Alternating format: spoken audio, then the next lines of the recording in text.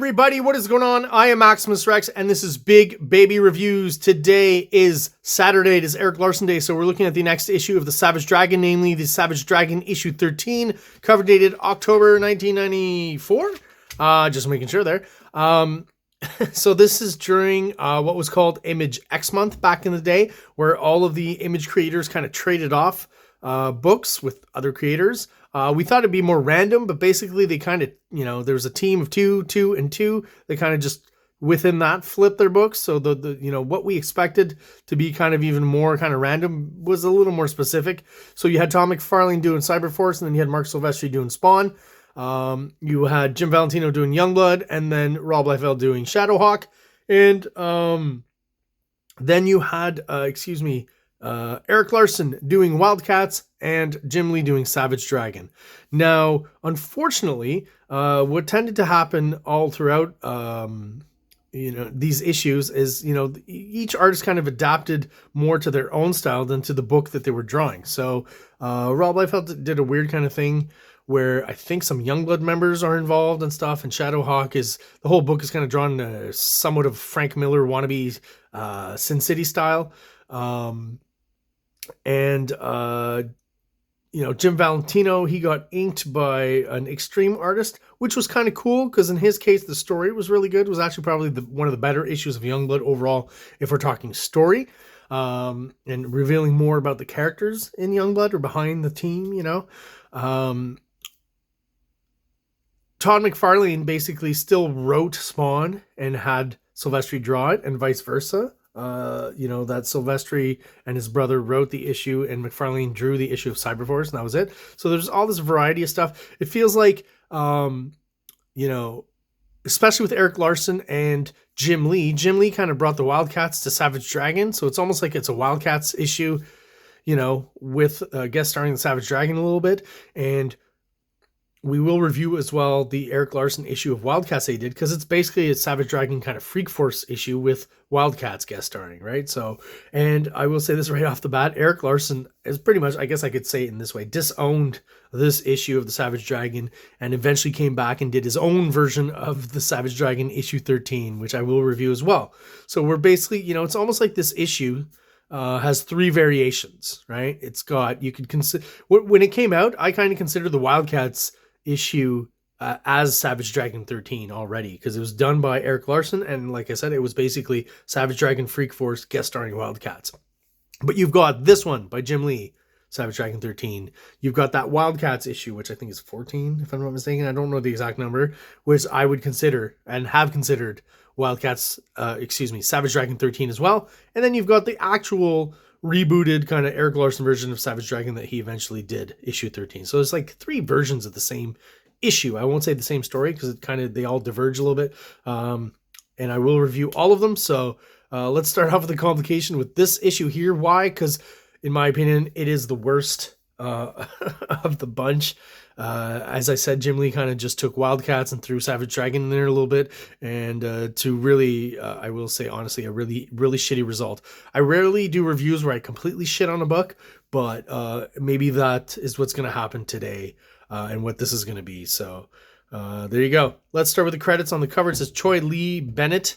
So Bennett inked this cover here. So Scott Williams inks a little bit of this. The credits list will kind of give you a little more insight into this issue and the, amount of work, or as little amount of work that was put into it by Wildstorm Studios. So let's have a look inside. It's a cool looking Jim Lee cover, I will give it that. The fin is drawn pretty much correctly here. That'll come up as well throughout the issue. I'll point it out. Issues with the fin, which is big when you're drawing Savage Dragon. Story, Brandon Choi, so you know it's going to suck. Pencils, Jim Lee. Okay, that's fine. Richard Bennett inks page 1, 6, 8 to 13, 15, 19 to 21 and 23. Alex Garner inks page 14 and page 24. Dan Panosian, page 16 and 22. And Scott Williams, page 7, 17 and 18. So right away, you're not going to get any consistency on the inks, right? So that kind of sucks. Color, Monica Bennett and Joe Scioto. Letters, Richard Starkings and Comics Craft, and computer color and production, Wildstorm Effects. We're going to stop there. So yeah, just again, I will say overall, when I look at this issue, I feel like, Wildstorm, Jim Lee, they just rushed this out into production. They could not give two shits about the Savage Dragon. So they kind of found a way to write a Wildcat story involving him minimally and just kind of keep that going. So I will say overall, Image X Month, if you haven't already figured it out, for me and for most people, was a huge kind of letdown disappointment. The most interesting out of the bunch was probably, if I had to guess right off the top of my head, excuse me, I'd go personally with Spawn by Mark Silvestri and Cyberforce by McFarlane. But even McFarlane had a bunch of different inkers on that, and that kind of sucked, right? Most of them put just so little effort into the other guy's book, and that kind of sucks. It's kind of disrespectful, I think. But what are you going to do? That's why working in teams sometimes isn't the greatest thing. So yeah, just a lot of Jim Lee kind of, layouts. I don't know what to say about this issue. It's just more of the same when it comes to Wildstorm, and some cool looking agents talking, and then action breaks out, and that's what's gonna happen in this issue. Savage Dragon just happens to be in on the operation, because he's a police officer. First off, the fin here completely wrong. Should be sticking out. One more tier should be, from the front here, almost horizontal pretty much. And even in the back here, it should go down lower. So already just not hitting the mark here with a Savage Dragon. And that'll be for most of the issue.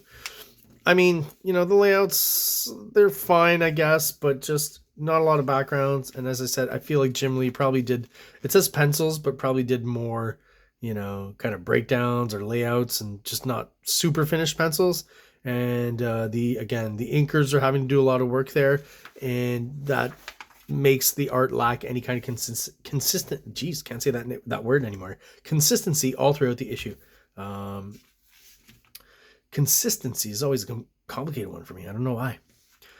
A lot of kind of annoying sound effects and sounds coming out of these agents getting slaughtered. Once again, not a great shot of the fin here. Jim Lee's Savage Dragon all throughout this issue just has the exact same expression. The mouth will change, right? Sometimes teeth, sometimes just, angry kind of, closed mouth. I don't know how you describe that, but he's always got, the eyebrows at an angle. He always just looks completely pissed off. Once again, the fin, like what is going on there? It's such a Wildstorm kind of version of the Savage Dragon, and it doesn't work in that style. I just find the Savage Dragon does not work in that style. They're trying to give him like a cool police coat and stuff, and it's just, go look at what Greg Capullo did when he drew the Savage Dragon. He knew how to handle it. He knew the proportions. He knew how to draw the fin. Much better job than what's going on here. He's got these gloves all of a sudden. Like, I don't know why. I remember Madureira drawing him with gloves on the cover of that Vanguard issue, and I thought that looked weird as well. I don't know where the gloves came from all of a sudden, and why throw them in. Here's a good way to not have to draw much and just do a silhouette here, but in there's no actual reason for the dragon to be in silhouette here, so it's just kind of weird and random. We meet the nurse, who actually is going to be revealed, or has been revealed maybe at this point, to be Mighty Man in this regular Savage Dragon series. Yeah, she has. But obviously, Savage Dragon doesn't know that. Or I'm sure, does he? I think he does.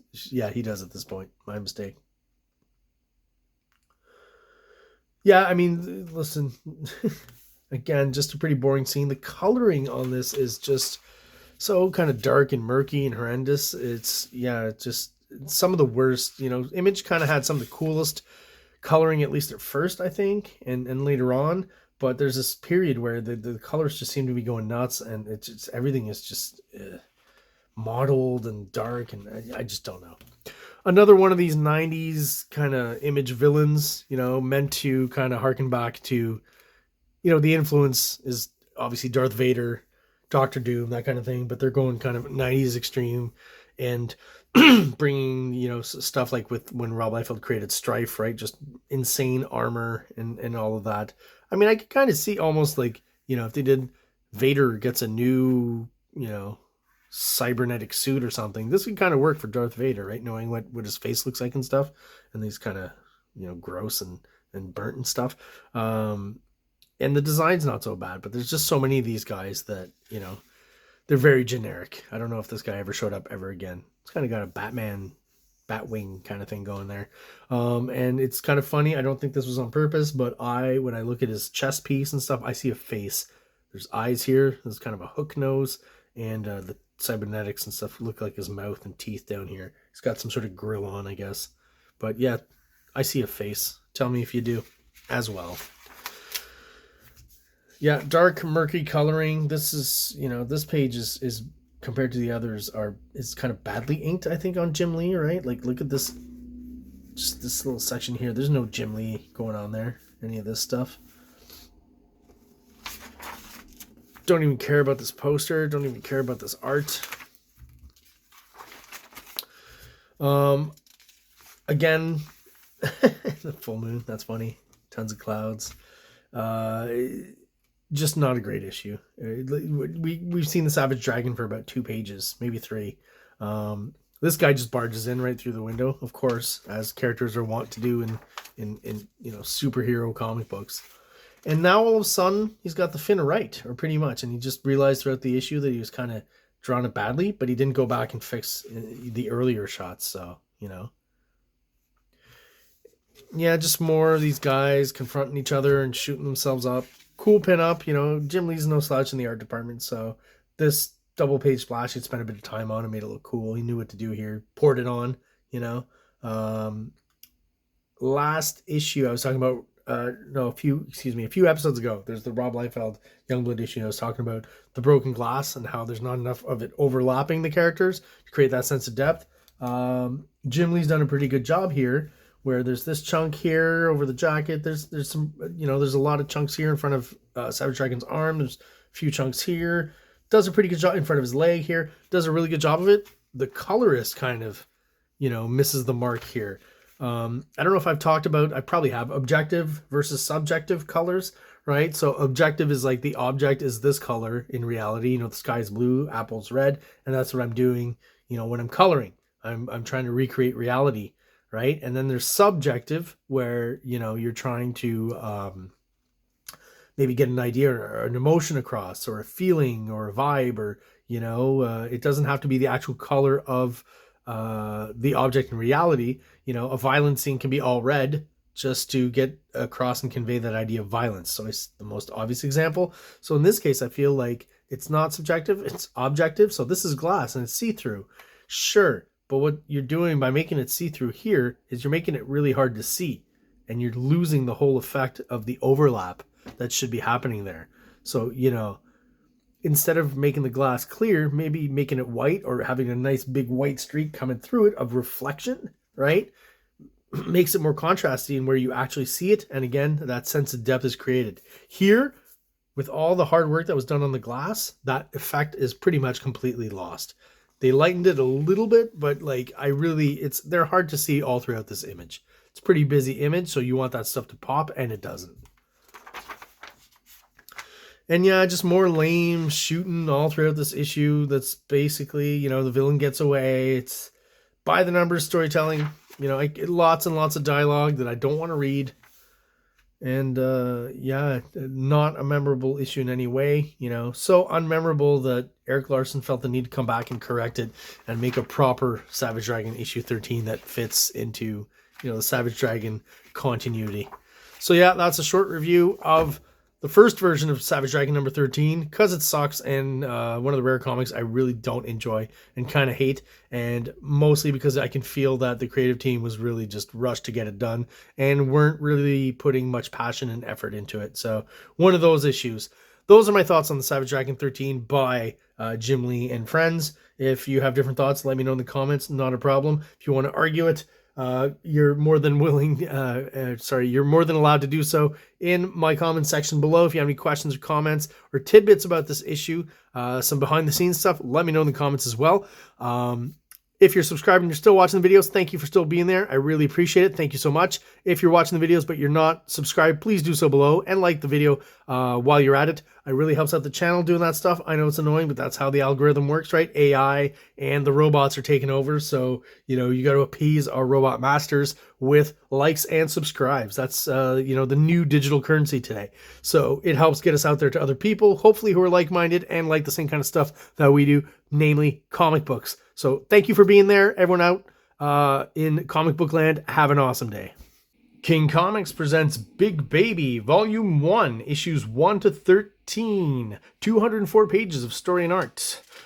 King Comics also presents Star Crasher one-shot, 32 pages, cosmic sci-fi surrealist adventure.